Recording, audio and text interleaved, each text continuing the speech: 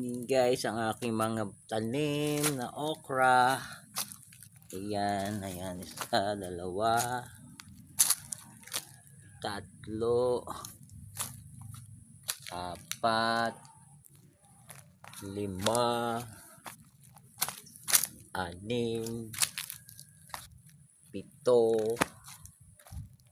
walong okra. At may mais tayo din. Yan, tumubo na yung mais na aking itinanim. Yan, mga bagong tanim sila. At mayroon ding sitaw. Ayan ang sitaw. Tumubo na siya. Sitaw. Yan, malaki na. Mga ilang araw na lang, kakalap na siya. Yan, dito diyan sa puno ng bayabas ko, pagagapangin ang sitaw. Ang daming ugat ng baging. Pinutol ko na, bubuhay pa din. Yan o, ang dami. Sinunog ko na yan guys, pero buhay pa din siya.